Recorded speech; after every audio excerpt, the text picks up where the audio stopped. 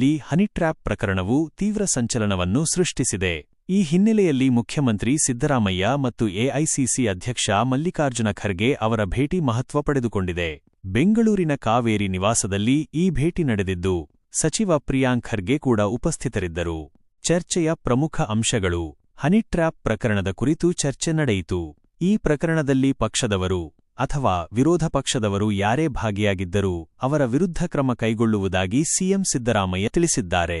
ಪ್ರಕರಣದ ತನಿಖೆಯ ಬಗ್ಗೆಯೂ ಚರ್ಚೆ ನಡೆದಿದೆ. ಗೃಹ ಸಚಿವರು ಸೇರಿದಂತೆ ಹಿರಿಯ ಸಚಿವರೊಂದಿಗೆ ಚರ್ಚಿಸಿ ಯಾವ ರೀತಿ ತನಿಖೆ ನಡೆಸಬೇಕು ಎಂಬುದನ್ನು ನಿರ್ಧರಿಸಲಾಗುವುದು ಎಂದು ಸಿಎಂ ಹೇಳಿದ್ದಾರೆ. ಎಲ್ಲಾ ಶಾಸಕರು ಮತ್ತು ಸಚಿವರಿಗೆ ರಕ್ಷಣೆ ನೀಡುವುದು ಸರ್ಕಾರದ ಕರ್ತವ್ಯ ಎಂದು ಸಿಎಂ ಸಿದ್ದರಾಮಯ್ಯ ಪ್ರತಿಪಾದಿಸಿದ್ದಾರೆ.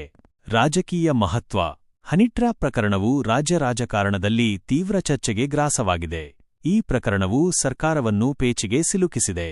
ಈ ವಿಚಾರವು ಕಾಂಗ್ರೆಸ್ ಪಾಳೆಯದಲ್ಲಿ ತೀವ್ರ ಚರ್ಚೆಗೆ ಕಾರಣವಾಗಿದೆ. ಅಧಿಕಾರ ಹಂಚಿಕೆ ಕುರಿತಂತೆ ಭಿನ್ನಾಭಿಪ್ರಾಯಗಳು ಕೇಳಿಬರುತ್ತಿರುವ ಸಂದರ್ಭದಲ್ಲಿ ಈ ಪ್ರಕರಣವು ರಾಜಕೀಯ ವಲಯದಲ್ಲಿ ಸಂಚಲನ ಮೂಡಿಸಿದೆ. ಸಹಕಾರ ಸಚಿವ ಕೆ.ಎನ್. ರಾಜಣ್ಣ ಅವರಿಗೆ ಹನಿಟ್ರ್ಯಾಪ್ ಮಾಡಲು ಯತ್ನಿಸಿರುವುದು ಭಾರೀ ಸದ್ದು ಮಾಡುತ್ತಿದೆ. ಈ ಬಗ್ಗೆ ಸದನದಲ್ಲಿ ಗದ್ದಲವೇ ನಡೆದಿದೆ. ಈ ಭೇಟಿಯು ರಾಜ್ಯ ರಾಜಕೀಯದಲ್ಲಿ ಹೊಸ ತಿರುವುಗಳನ್ನು ನೀಡುವ ಸಾಧ್ಯತೆ ಇದೆ.